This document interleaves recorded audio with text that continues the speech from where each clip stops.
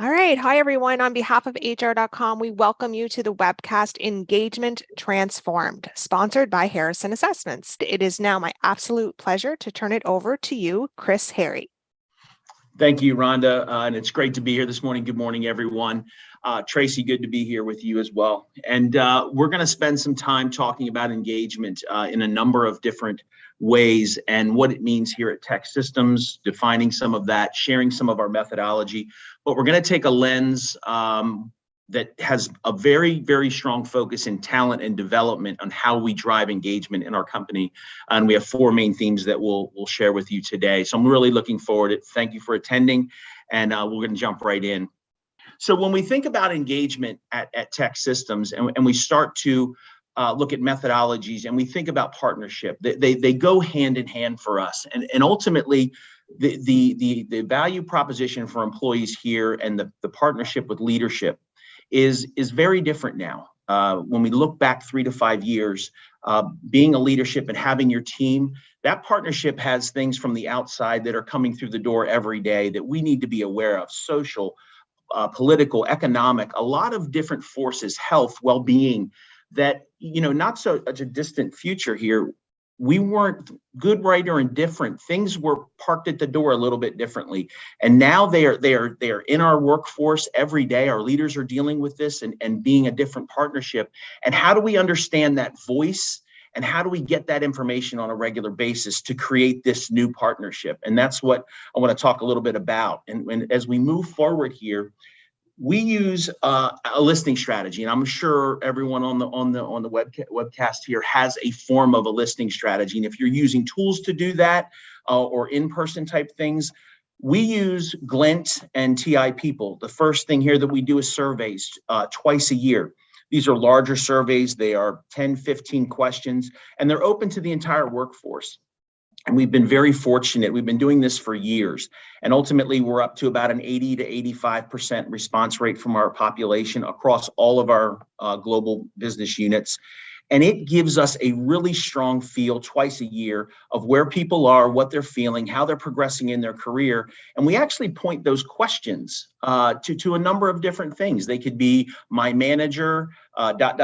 We talk about engagement and from a development perspective. We talk about career pathing. We talk about things like what are other types of opportunities you'd like to see the company engage in. Very broad surveys, gives us a ton of information. Then we get down to very, very detailed pulse surveys. We mix those in between these two larger surveys a year. Those are typically 2 to 3 questions on one objective. And those we have found to be really, really positive when it comes to processes and different types of offerings that we have, what people feel about those specific things, and how we can enhance those. As I mentioned, we have another partner, TI People. They focus specifically on our leadership population. We have about 600 and some odd leaders in total across all of our business units. And we do this once a year, and it really gets into our business process. It gets into our programs, how we lead, and what's needed for the future. And we match that with these larger surveys to really start to affect how we're working with our teams in the company. And then this culture jam, it was a new thing for us last year. We're a 40-year-old organization, and we had really never gone through a true cultural renovation or a cultural reinvention, if you will. And we spent the year of 2021 going through a number of processes with a partner, looking at our core values, looking at our mission statement, and really digging into what are our constituents of all of our different populations looking for from our company, and do we really live our mission and our core values? And this culture jam was a very new thing for us. We opened up a Teams channel for 72 hours. We put videos in from all of our leaders, and we had the leaders post questions over a 72-hour period. And we got over 60,000 comments across our population that had spent us months getting through and doing thematics and sentiment on. And ultimately, it led to us adding 2 new core values. So we have 6 total now. That we kind of felt we were going to get there even before we went into the culture jam. But ultimately, when we were finished, loud and clear, we knew we needed to add 2 things. One of those was personal and professional growth, being core to our organization. And we have had a very strong lens on ID&E work for probably the past 10 years here. But we had not actually taken the step to add being an inclusive workforce as a value until we got through this process. And it feels really good. And the company has responded tremendously to adding those two really important things that really do at their foundation drive engagement. So that's the work that we do on a yearly basis. The Culture Jam will be at every other year activity for us because it does take a lot of work to do. But when you have that type of information, what I would tell you is how that leads into the rest of this presentation is a strategy for us, and it's a talent strategy. And there are four main things that I'll share with you today.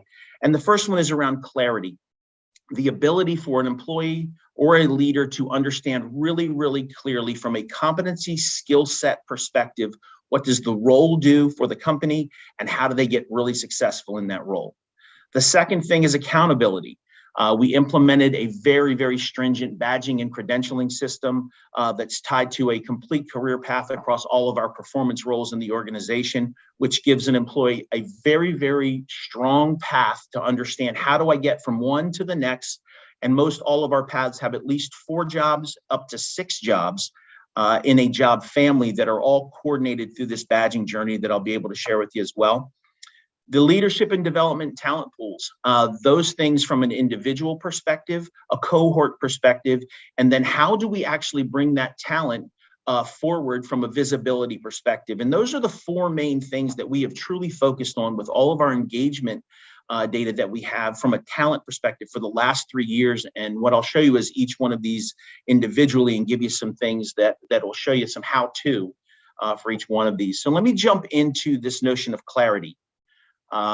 Give you a little history. So prior to 2018, we actually had one leadership profile for what was at the time about 8 or 9 different leadership roles. And we used job descriptions as the basis for pretty much driving most of all of our development efforts, our leadership development efforts, and all of our skills-based programs that we have. We use job descriptions to do that.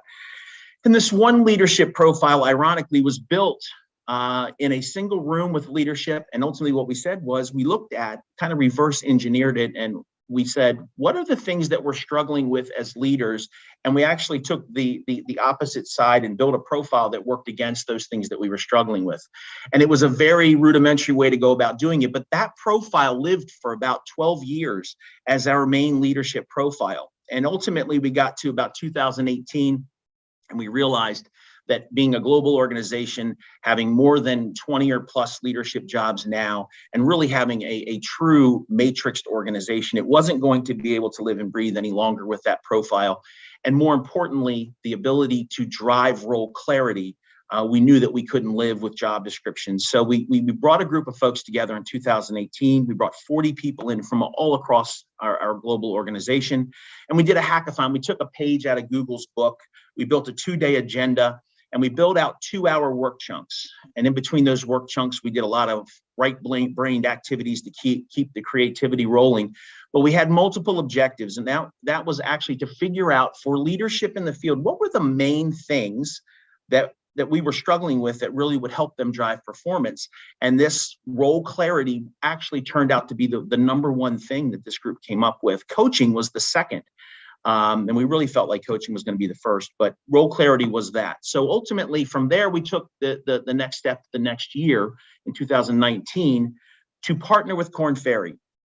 And we brought all their full suite of products in-house. We got certified across all their products, the hub, and we really foundationalized the KFLA 38 model for the company. And we certified most people across all of our talent groups to use all this framework and all of their tools.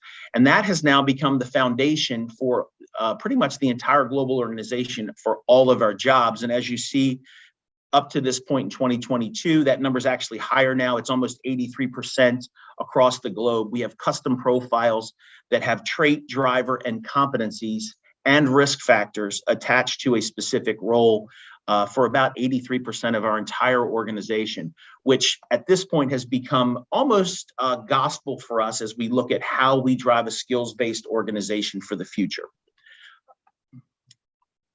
This particular slide, maybe you may have seen this. Many of us will recognize this book. This book has been around, I think it's in its 7th version at this point, the FYI book. But the factored model, the KFLE 38 that is now our foundation, is this 4-factor model from Korn Ferry: thought, results, people, and self. It's 38 competencies that we use for all of our jobs. It is considered a leadership model, but we have applied it to individual contributor all the way to our executive team. There are 38 competencies. 30 of them we actually measure. 8 of them are actually something that is evidence-based success, and you have to actually do things with a leader and an employee at the same time to figure out their competence level. But we have assessments that do those things, but we're using this framework to build out, as you'll see through this entire webinar, how this becomes the foundation for what we do across the organization. When you think about building that clarity and you get to this notion of a success profile, a document that explains this, we do a number of things. There's ways to build these success profiles using this model. One, you all may have done this, is a card sort where you sit down with competency cards in a room or virtually with a host of leaders, and you actually sort through the competencies, and you actually go through a very stringent process to get down to 6, 8, or 10 core mission critical competencies to the specific job, and then you work from there to build the rest of the success profile.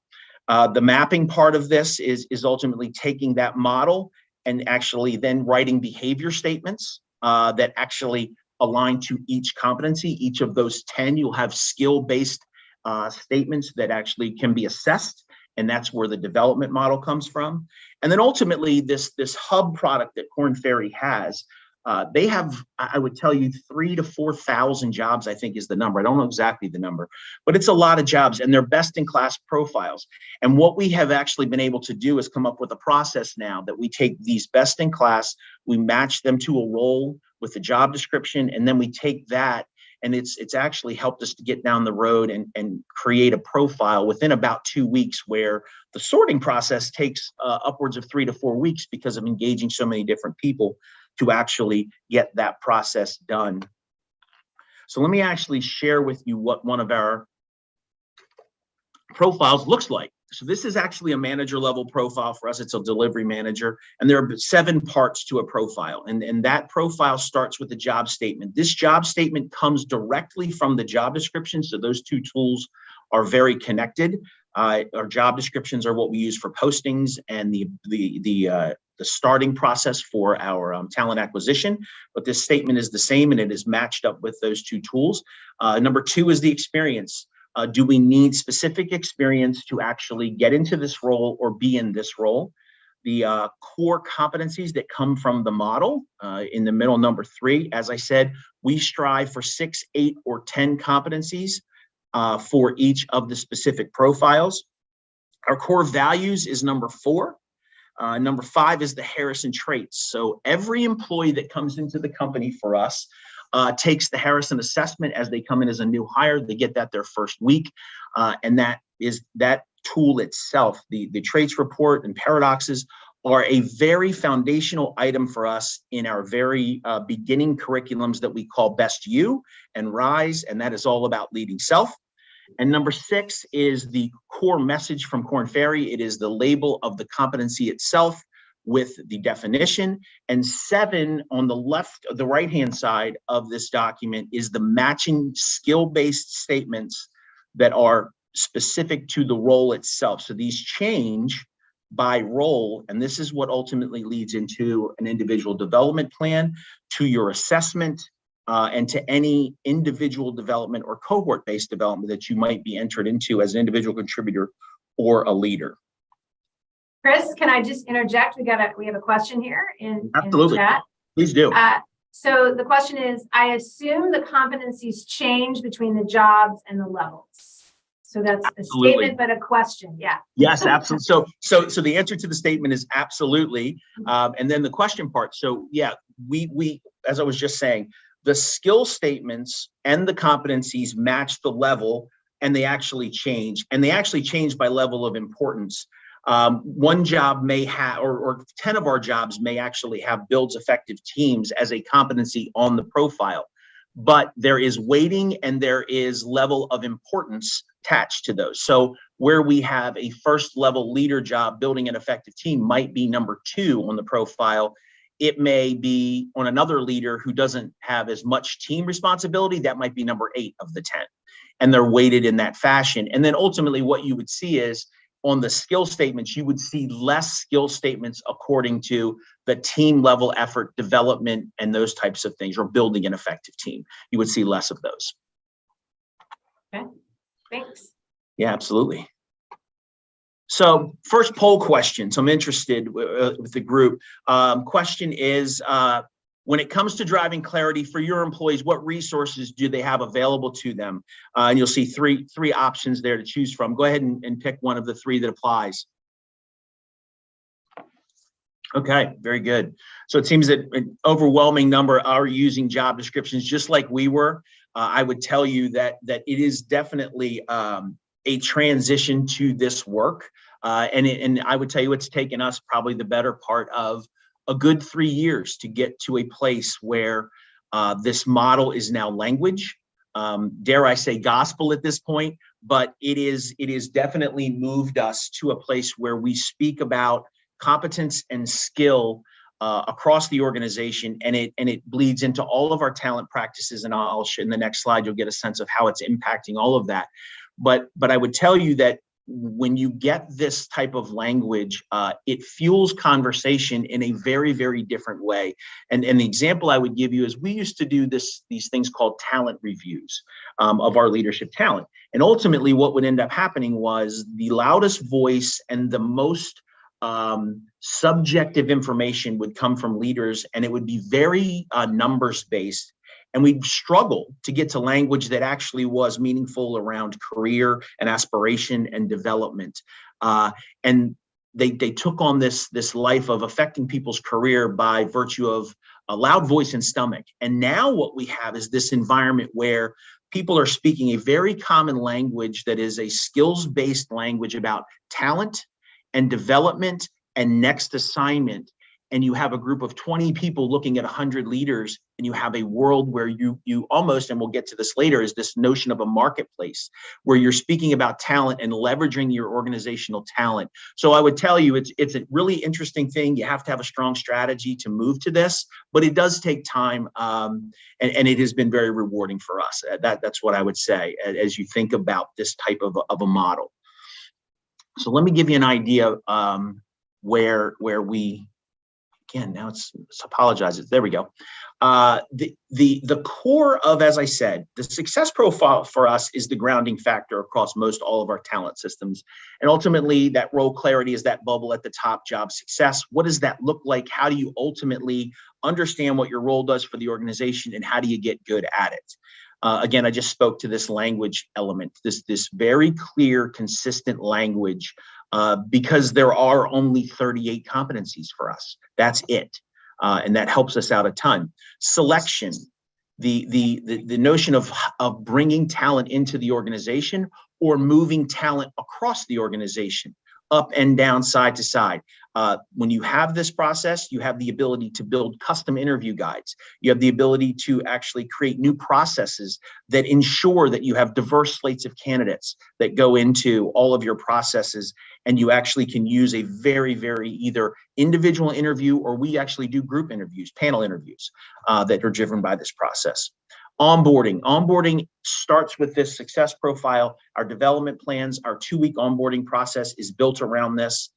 For every employee that comes into the company, we have 5 or 6 or 7 real main roles where the largest bulk of our hiring comes through, and we've built a very new process that rolled out this year for that. The development process, we have an academy across the organization. The academy is a skills-based academy for all of our roles. Succession and performance management. We have really moved this forward in the last couple of years with this process, and now have implemented technology that you'll see later in this hour of how we're unearthing talent with the success profiles and the competencies themselves. And then career pathing. This notion of clarity is driving engagement through an employee's ability to look around the organization, uncover other jobs, assess themselves, and actually go have a conversation with their leader about what might be next for me. And when you look at engagement factors for us, career development, career pathing, what's next for me, are actually at the top in front of a capable manager and money in the role. Our engagement surveys are driving very different things today. So this is a model for us that is really starting to prove some real fruit on the end of this work. So that is the notion of this role clarity. So I'm going to move forward to badging and credentialing. Chris, but before you do, Yes. There's another question. So can Sure. I ask this question? So the question is, we don't have a people analytics function. Can you still do this without one?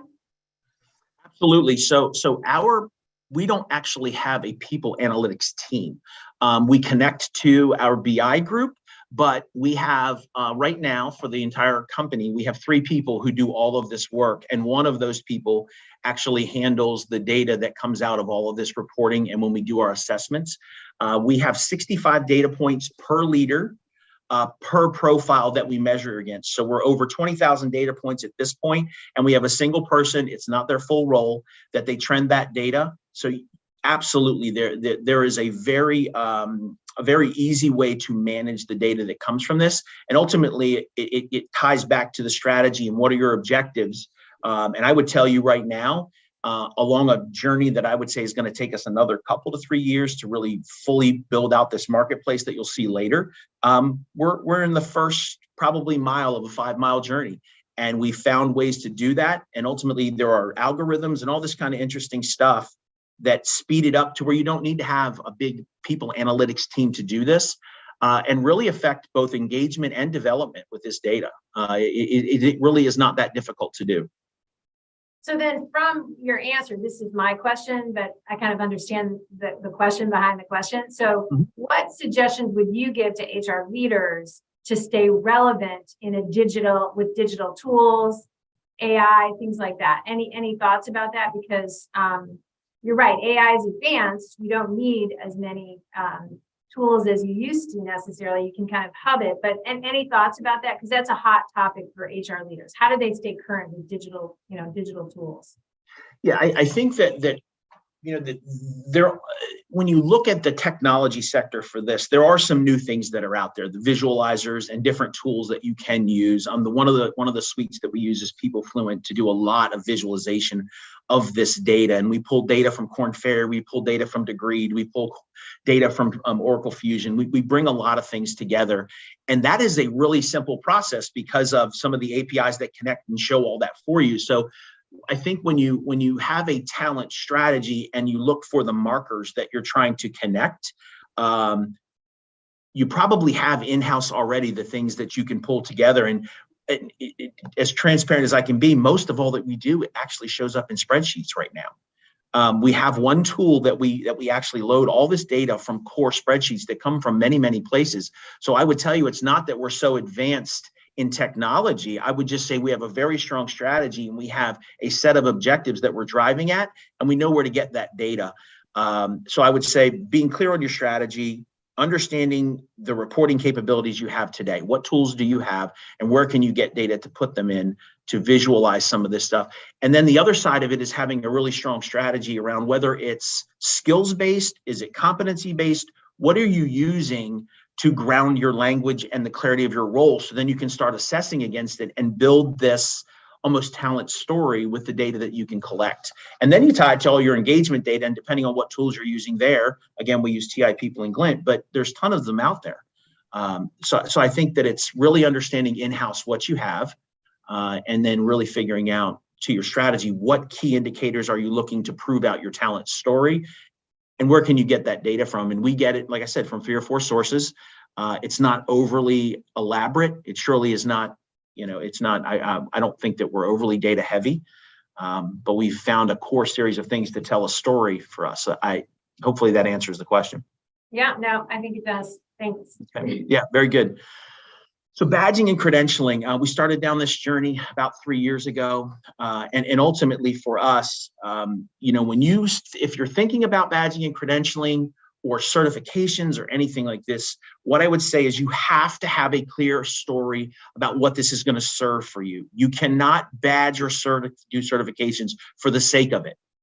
It will land flat. It won't have anything behind it. And ultimately, it will certainly not drive engagement.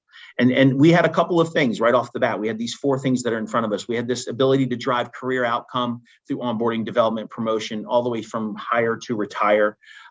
We have a very strong specialization strategy right now for our services world of the business, being experts in what we do. Rewarding, figuring out as you move along a career path, compensation and other types of things are all along this path, and making it very clear through a rubric system. How do I get there? How do I attain these things? And then visualizing it. We really wanted to have some things that were internally special, and we wanted to have some things that were externally special. So we have either graphics and or certificates that if you search in TEKsystems out there, or TEKsystems achievements on LinkedIn, you will find thousands of these things that have been posted. So it has really been a cool road to go down over the last, 2 years. And we really started about 13, 14 months ago, issuing the first badges. And by the end of this year, we will have issued 10,000 badges in about 13 months. So what I want to show you is some of the elements to how you do this and how you bring this to life. So when you think about a badging and credentialing program, there's a lot of different things. We've heard of micro badges, we've heard of role-based badges, we've heard of full certifications that have to be tested out, all types of things that can be there, but we grounded ourselves on 3 things. We grounded ourselves on the notion of building knowledge. And that was one of the first things. We grounded ourselves on milestones, whether it be contest wins. We have one that has really, really driven some really significant effort, where our delivery folks have to have a particular NPS score that we report on, and they get a badge for having a particular specialization NPS score from their customer or their consultants. That has been a really big one for us. And then experience. What do we have from the perspective of when you look at your specialization in the industry or the market that you work in, and what have you done over a year's time, or a particular set of things within a rubric that tell us you have the appropriate experience. And when you bring all of these together, you may have 5, 6, 8, 10, what these things are micro badges that move themselves into what's on the far right side, which is a role-based badge. This is the big badge that all the micro pieces come together to sell us, you're actually ready for the next role, and you get a role badge. And all of our role badges come with typically some type of comp change or a bonus change or a step up in something. And they're all leveled right now from 1 to 4 or 1 to 5, depending upon how many jobs are in the family. But this would be an example of how we grounded our program. Now, we actually partnered with IBM and Credly right off the bat. Credly is our, and I'll show you this in the end as well, but Credly is our third-party issuer. I think you have to have that. I would not go down a badging and credentialing road and do it all in-house, because it doesn't lend the credence to the fact that you have something outside of your 4 walls that validates what you're doing internally. And that's what Credly does for us. You can find all of our badges on Credly. If you go out and search TEKsystems, you can see what it actually takes to get a badge. This is information that's in Credly today. This is a core skills badge for one of our recruiting groups. You have to have a description. You actually have to go down the road of defining the skills that must be tested out or observed to actually get the badge.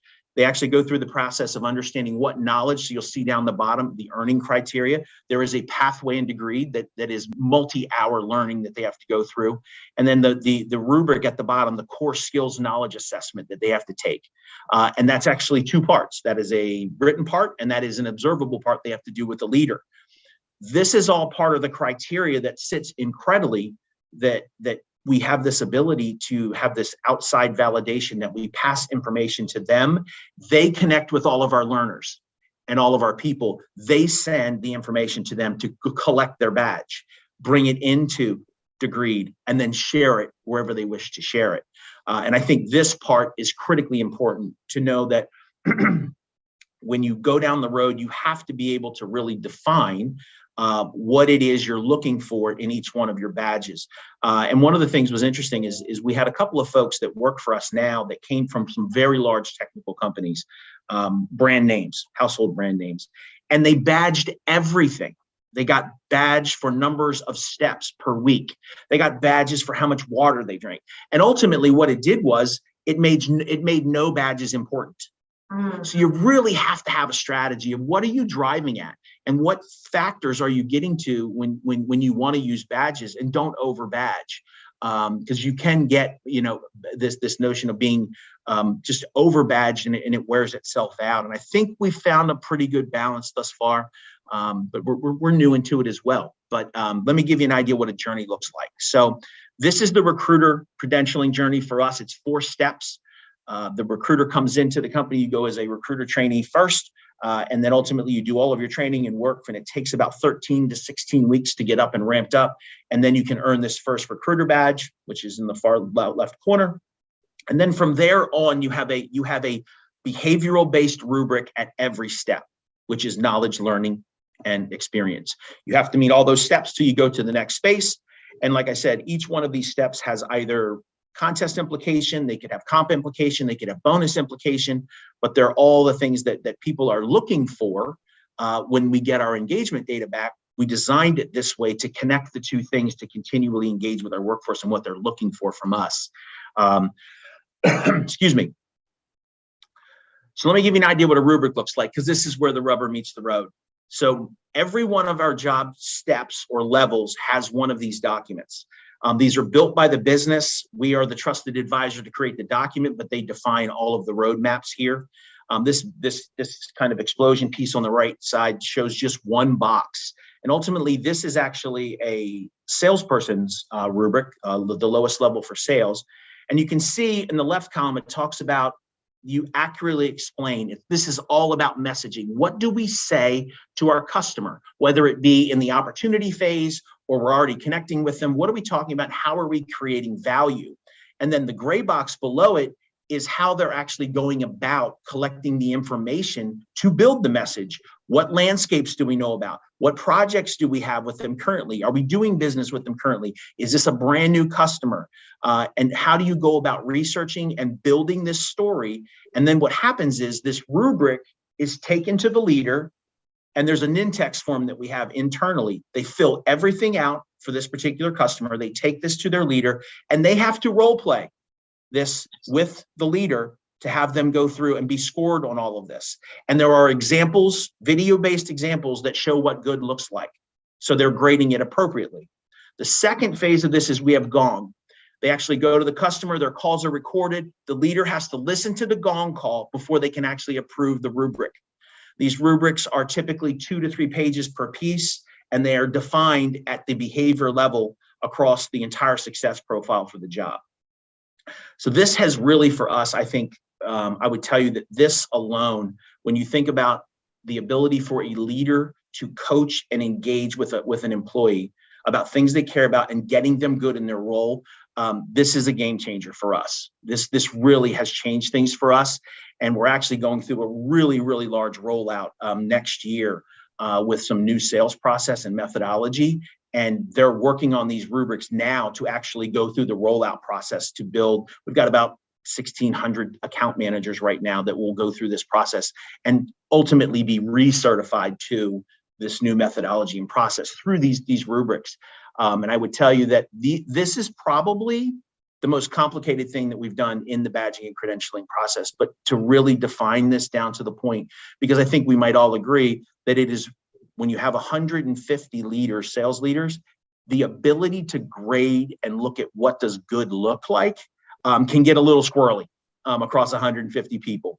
So to try to guard against that, that's what these do. These took the most part of the entire badging and credentialing process. They probably went through 10 or 15 versions a piece until we launched them. But now, again, when you think about that efficient and clear language and a way to assess your workforce, this is where I said that the rubber does meet the road for us, and it's been very, very effective. Chris, there's a question. Sure. So how has creating role clarity helped the managers with career conversations? Yeah, that's a big one for us. I think what I would start with is when you have these documents, this ability to have consistent language, the first thing that it does is the employee and the leader have the same thing to work from. That is the grounding factor for the conversation. It also is a place where they are assessing, the employees assessing themselves and thinking about what's next, and the managers assessing on the same thing and thinking about what's next, where they have strength, what do they need to develop on. Now, what we're doing now is we're moving, and we just started this back in June, we're actually giving the employee the opportunity through the marketplace to actually look at the next job in their job family themselves. And we actually have some functionality in our technology that allows them to click a button, and it looks at the competencies that they have today as strength, and it looks at the new job, and it says, hey, Chris, there's 10 of these on the new job. 6 of them, your scores are really, really strong. In those 6, you might want to focus on these 4 when you think about developing for the next role. So one of the hardest things I think is for a leader is to diagnose while you're coaching and really figure out, well, what is the core skill that I need them to do to get better at something? It's the hardest thing in the world, I think, as a leader. So when you have this ability for these tools to do this, you have this grounding language and this set of documents that you're all working from the same page. And now you actually have the ability to somewhat label and define something very specifically. The career conversation becomes really interesting because we want our employee taking part in their own rescue. We want them showing up and saying, I'm interested in X. Let's have a conversation. It's always going to be the other side of the pillow as well, where they go get tapped on the shoulder by a leader and they're like, hey, we'd really like you to look at this role based on how good you are at these things. We've never really had the first part of that, where employees have had the ability to kind of come to the conversation really well informed, possibly assessing themselves, and then driving a conversation that used to be completely leader led. And again, the problem with that is a lot of that becomes subjective if you don't have these tools. So that's what I would say. That's how it's enriching it for us. So that's the rubrics. Anything else, Tracy? Nope. Okay, cool. Very good. Not right now. Yep, thank you. I mentioned this already, but what's really, really interesting for us is, and I'll give you some stats for this. So Credly is our issuer. As I said, Credly sends the email to the person who has been awarded the badge or the certificate. They're able to go into the pathway within. They send them a link. They go get the badge. They download it. It downloads into Degreed in their wallet, so it is now part of their history on the Degreed side. And then they have the ability to take the digital representation, put it in their signature, LinkedIn, Instagram, wherever they share. Well, one of the things that we really felt very strongly about, and this was from Credly's kind of consulting, was they have some metrics around what world-class is. And world-class at a 60% rate of collection of badge, meaning I send you a link, 100 people, and 60 of them grab the badge. Is one of the first indicators of engagement with your program, your badging program. The second one is actually the share, which is actually the highest indicator of how well your program is working. 43 to 47%, if people that at that rate share of the 100, share it out publicly so people can see it, that's considered world-class. We hit 89% collected last week, and we're at 48, 49 on the share. And what I would tell you is we were blown away. The first 2 weeks that we sent out the first set of badges, the Credly representative sent us a note. We had not even been paying attention to LinkedIn. And she said, are you seeing what's going on LinkedIn? And she says, you have to go see this. And we had issued about, I want to say 3,600 badges for the first part of our leveling process. And within 4 hours, 800 people had shared to LinkedIn. It was page after page after page. And what we then come to understand through our pulsing and things like that is that this outward representation of their skill and expertise to the market means the world to them. And I would take it a step further to tell you that it means the world to them, but the people that they work for at the customer site or our consultants actually have engaged with us differently. They are now getting phone calls from those folks when they see these things posted on LinkedIn, and they're like, congratulations, hey, let's talk about this. I'm interested in this new job. The customer might say, hey, we haven't talked about X type of service, but I see you're certified in that. Let's talk about that. Mhm. That was a bit of an unintended consequence, wonderful consequence of the program, but internally, I think we've hit a little bit of a gold mine with this one. So I would tell you, it's a pretty interesting thing. So let's do our second poll. And do you or your organization, are you all considering any types of badging that would help drive engagement? And let's see what everybody says about this.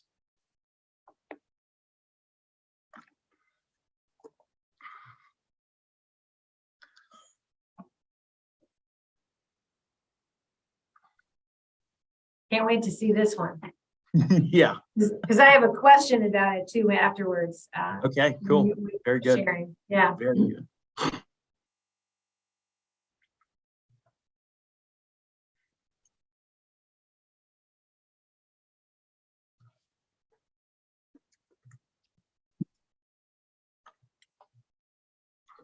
Okay. So predominantly, right now, not really considering it or haven't been thinking about it. Yeah, I would tell you that if engagement is a big factor for you, it can start out really small. It can start with the smallest number of things that would be meaningful to your organization. They could be milestone types of things for people, and then you could roll into it. So I would also tell you that vendors and partners that you use in your world for talent process and different kind of offerings, starving for co-branded opportunities. We've got 4 or 5 vendors that were chomping at the bit to co-brand with us.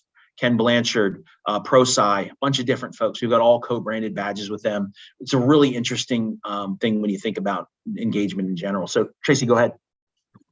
So the question I had, this comes from my past when I used to do research on global benchmarking of leadership. And we used to ask about kind of public examples of people's skills. That was one of our questions. Mm-hmm. So we always got a lot of leaders very nervous. Oh, yeah. About talking about, they would say, well, I'm not going to do, by the way, it was a best practice. It was how you got on the list. One of the ways on our rubric, but leaders would go like, absolutely not, Tracy. I don't want my people even on LinkedIn because my competitors will poach them. Oh, so yeah. You talked about it as a gold mine. So speak to the mindset of that, of your organization, about sure. How out there, right? Oh, sure. And I can actually speak to that. And then one of our other units that's actually now really engaging as well. Of course, the first thing that happens when you start thinking about this and knowing that these become public, and we are actually known in the recruiting space as a very strong training ground for people. And we have people leave the company to go to other countries, going to other companies, just like most companies do. And we literally looked at this and said, we'll have to keep our eyes on the notion of the poaching part as we do this. Mm-hmm. But really and truthfully, the engagement factor and the ability to show expertise and what our surveys were telling us far outweighed that. And we got past that pretty quickly after we sat with IBM and we sat with Credly to talk through some of this. And we did not turn off the public part of Credly. We left it on. We did not allow the folks to search our people in Credly, but we didn't turn off the public portion of our badges. And what I would tell you is we actually just did a quick study about this because I did want to know. And ultimately, our attrition numbers are way down. And we're really happy about that. But it was single digit attrition for people who had shared a badge over the last about 14 months, which when we look at that and we look at what we believe over the next couple of years we'll be able to measure is actually true business value of this program. I'm not concerned with it at all. I think everybody who institutes something like this should at least think about that first. Is there something about who you're going to badge or what you're going to badge that could put something at risk? It's an appropriate lens to have. But then on the other side of it is what's it going to enable, and how does the scale sit? But just as you said, so we're rolling this to one of our other units. It was the very first thing. They were like, wait a minute, you can actually see this stuff in Credly. And I'm like, absolutely you can. And they said, I don't know if we're comfortable with this because people will see our people's skills. And I'm like, they're going to find them anyway. They can find them on LinkedIn. They can find them all over the place. The fact that they have this badge is more about an internal engagement factor. And we got by it. We had 2 or 3 conversations. We got by it. But it isn't without having the appropriate viewpoint when you start that you should pay attention to those things. Absolutely. Absolutely. Yeah. Thanks for that. Yeah. Yeah. 100%. So let's talk about leader development and talent pools and how all of these things are starting to come together. Again, founded in the notion of this individual success profile connected to development. So multiple ways that we deal with our leadership teams. When you think about the success profile, one of the things that we do is we assess against the success profile. Again, I think I mentioned this earlier. Competency, trait, driver, and risk factor connected to the success profile. The assessment is targeted at the core competencies and those other things specific to the role. And as you can see, you get all these different sorts of reports that spit out a bunch of data. And then we've trained all of our leaders in a thing called Leading with Insights that actually uses all of the tools and all of the data to then go into a conversation to create an IDP that we have internal that leads to 2 to 3 focuses a year at the most. We as adults can really only focus on a couple to 3 things with everything else in life to try to make some really strong progress in a 12-month period. That's the second step. We use Degreed as our front end to all of our vendor partners, all of our internal content. We have Cornerstone on the back end for some things. But all of the competency-based development that we have, leaders can go in. And again, remember what I was saying about making it easy on our leaders to work with their teams and develop. In Degreed, basically, you figure out your 2 to 3 things. You find out which competency that is. You search that competency, and you can find anywhere from 10 to 40 trusted items by level, beginner, intermediate, and advanced, depending on the person you're working with, to remediate or build skill on that particular competency. And that's that's the kind of that middle utilizing. And obviously then we continue to work and coach and do those things through the 12-month period. We do a couple different assessments throughout the year. We do a skill assessment that's going to be technology driven in the middle of the year. And then we do a full end of year wrap up that goes into the next year. So that's the individual view of driving development through the success profile and all this information that we have. When you think about creating talent pools, this gets into succession and things like that. On the left-hand side, you'll notice this colorful 9 box. This is connected to Korn Ferry and the internal technology that we've implemented called People Fluent Succession. We have a very strong view across our 440 director and above leaders. I think it's 440, a little bit, maybe more than that. But ultimately, we have them all 9 boxed against performance for the last 2 to 3 years and a quotient called agility. And that can take 2 forms. It can take a form of expert versus breadth or high and low for a particular job. We have 2 different targets that we use.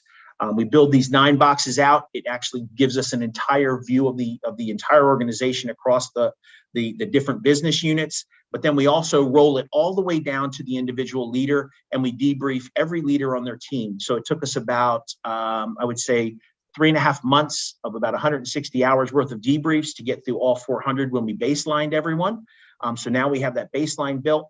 The next step that we moved forward to is we took 4 of these best-in-class profiles that I spoke about earlier, and we actually took them, adjusted them just a bit for the transformational view that we have right now of where we're going in the next 2 years.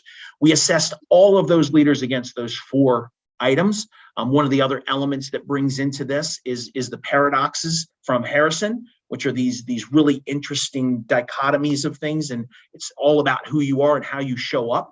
We bring those in, and we took all 300 plus leaders in the director and above, and we took them and we actually then separated them out against all 4 jobs. So now we have this notion of a view, which again, I'll show you the idea of a marketplace in just a moment, but you have this view of 30, 40, 50, 60 people who actually have strength and have competence in these particular 4 key roles. Now, Tracy, you or I might be in 2 or 3 of these pools because we have that. And you'll see in just a minute, one of the key factors that we've brought into this equation is the notion of aspiration. What do we want to do? The ability for us to have voice in this marketplace, where we want to go. So you have multiple factors, but that's how we created our pools at this point. This is all supported through the People Fluent technology. It's always on. Our leaders have the opportunity to see these pools on a regular basis. They know who's in them, and ultimately it says where they're at in the organization today. And I'll show you what this looks like in just a moment. But this is the ability to create these talent pools of our leaders. This is when you think about cohort-based, we have a leadership academy. We're actually boosting that up, and in August of this year, we're going to open up a 101 to 501 leadership academy that starts very early on in our careers all the way to our executives. But this is just a snapshot of a part of how it works. Before you get into leadership development, the exploration stage is kind of just getting your feet wet before you're a leader, before you manage anyone. And you can see just a couple of the competencies and some of the curriculum that is there. Stage 2 is when you get into the job and you have your first level manager curriculum that you got to take when you get into the job. And then 3 and 4 is this notion of, okay, I'm going to get ready for the next job, which is most likely a director level. You're going to scope, speed, and change. It's going to go massively different. You're going to have multiple teams and multiple people. And you're really going to get ready for that. But this is just a quick example snapshot of what the academy does with the success profile in different roles. And we actually group those in cohorts across the entire business. Doesn't matter where you come from until you go to specialized education as a leader. So this is just one quick view. This is an example of when you have all of your data, as we talked about this data that comes together for insights. This is an example of the 2023 upskilling plan for all leaders. We will have 1,200 people through this curriculum by the end of the year.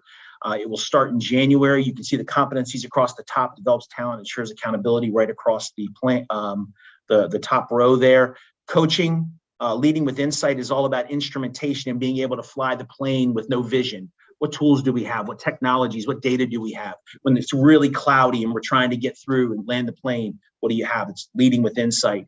And then we have this very specific thing that will happen around managing ambiguity, driving transformation, and communication at the end of the year for the marketplace group that we have. This will start in January and go through August because we allow them the back end of the year to just roll for production perspective. The bottom gray bar that you have is the individual development plan portion of 2023. Whatever the leader's working on individually with them, that is something they document in their process through their IDP, as we talked about earlier. Chris, here's a question that just came in. Sure. How many employees do you have at Tech, and how many in HR? And I think the question behind that is maybe a bit of, whoa, how do I get started? Yeah, I gotcha. So actually, my organization is not part of HR. I report directly up to our president. We have an HR team that has, I would say probably 40 or 50 people. They are global, and they have their focuses. But when it comes to talent development and strategy, and then this notion of professional development, that is my world. Our global organization is about 47 people. But in any one team, we have 9 different teams. There's about 4 to 5 people in each team that do different things. So we have a talent team, we have a leader team, we have a sales, delivery, services team. So they're smaller, kind of very focused expert teams in their space. So that would give you an idea from that perspective. And how many employees for Tech? Oh, sorry. So we have 6,700 full-time internals, an additional number up to 9,700 that are global, and then 44,000 contractors and consultants all over the world. Yeah. Okay. Yeah. All right. So last piece of the equation here, talent visibility. How do we understand what's going on with our talent? We have this marketplace idea where we have an ability to understand across a very large group of people, what do they have talent in, what strengths do they have, and what could they possibly want to do. So I'll show you something about that. We have this baseball card that comes out of People Fluent that is going to be the talent story for every employee in the company. And then we have this technology, People Fluent, as I said, that allows the leaders to kind of fly the plane, if you will, as the year goes through. Our marketplace is grounded in 4 things: performance. The last 2 to 3 years is highly indicative of success moving forward. There's a ton of research out there that Korn Ferry has that says after 3 years, it's more just experience on your resume. last 2 to 3 years. So we focus very heavily. When I told you about performance and agility, it's only about the last 2 to 3 years. Agility is that quotient, the capacity to grow into something else and have effective performance. Aspiration, it's a 12 to 13 question survey that we have that talks about what do you want to do? Where do you want to go? Can you move? What are your career aspirations over the next 3 to 5 years? Are you open to other operating companies within the family? All sorts of things that really give you the part of having that voice. And then readiness. Is it a little runway or is it a big old runway to get to the next thing? And how do we define that? And that's a scale that we use. So these are the 4 factors that build that for us. The marketplace, again, creating a visibility around talent, leveraging strength and identifying leadership talent. And as I mentioned, you have this way of now understanding these are the 5 main areas in our business. But does Chris have talent in any one of these jobs? Whether there's 5 jobs in delivery, 5 jobs in sales, I might have an X in a number of these boxes. And this becomes our marketplace where we come together and we speak about, the senior team comes and talks about the entire leadership team, where do we have strength? Where are we going to move? What's transformation look like? What's our workforce plan? Who can go where and do what in the new world as we're transforming? That's this marketplace idea. This is the baseball card. This comes out of People Fluent. But as you can start to see, this is a ton of information. This is a true talent story about someone. The top part of it all will come from Fusion. Down the left-hand side, the assessment parts come from the leader. The mobility and career aspiration and competency information on the right-hand side all come from surveys and data from our partner tools that we have. And that profile match down at the bottom is an algorithm that tells us strength against other jobs. How well do you match? So that's kind of where we're heading with our talent story. And as we're coming up on our time, I've given you a lot to think about, I think, a ton of different stuff. Tracy, are there any more questions? I'm also want to make sure that you do the exit survey because I think that's going to be posted. Rana was sharing that with us. But Tracy, is there anything else? There's one other question. And again, if you have others for Chris, go ahead and type it in the Q&A. So what I see about what's distinct about your approach, Chris, is that it's mutually beneficial. You really leverage, the conversation about aspiration, that's an intrinsic motivator, agency over a career, intrinsic motivator. It's a mutually beneficial relationship between the employer, tech, and the employee. And the results speak for themselves. Right. We shared that. So talk to us about, I guess, how you shifted the mindset about that, the change process. And because it is, I think, if you look at it, what the employees want, you're giving it to them, but it's a really hard one for people to get their heads around because they think they're going to lose people when the opposite is true. Yeah, I think that I go back to that notion of what when you think about, I started in the learning space, and it very quickly over my career has changed to more of this talent conversation, and how do you make talent become really good within your 4 walls, and then how do you use that talent? So to your point, mutually beneficial, because ultimately we can do as much as we want to do, but if they don't feel good about what we're doing, that can be equally as bad as we've got to this place. So I think that what we did was, in our listening strategy and these hackathons and all of these different places that we've tried to collect information from our workforce, it informed, going back to almost 4 years ago, the pathway for us forward. So we knew that one of the things our leaders were telling us was this ability to understand our jobs really clearly. So we set off on a strategy for that. We knew that we had a very, very weak view of our talent. And really, even worse, a weak view of our diverse talent. And how do we make sure that we are driving the value of inclusivity? How do you start putting things in place for that? And that's where the technology comes in. So there's a swim lane for that. And then how do you engage folks and keep them engaged and getting them accessing everything that you have for them? That's the academy strategy. So I would tell you that our board looks like a really, it looks like probably a project management type thing, but it's a lot of swim lanes because we're addressing different factors. And I would say all of them are different levers in driving engagement. And when you listen to your people, you pull the right one that we believe affects that. And I think all of us can do that. And you don't, we didn't boil this as an ocean. Like this is 3+ years worth of work. And we're still not there. Like we're still not there. I've got so much on my board that I want to do. But we also realize we only have so much capacity. So you got to get things out. You got to be sure they land. You got to make sure that they actually become part of your fabric, and then you can move on. The change in all of this, it's not easy at all. This mindset around the language that we use around our jobs, I would tell you that I'd give us a solid B right now, a solid B. The view of talent that we have is brand new. We just literally this year had this technology to where we've been able to use this different view of our talent and start move people around. We've moved all sorts of directors and EDs around. We've promoted VPs through this process. So I would just tell you, slow and steady, define each step, and through the listing that you do from an engagement perspective, that would give you the food for thought to start creating your strategy. Wonderful. Well, we're right up at the top, maybe a little bit over. I just really want to appreciate you, Chris. Thanks so much. I'm sure it was just great. Thank you. And make sure you fill out the exit survey. You can download the slides as well and the recording. Thanks, Chris.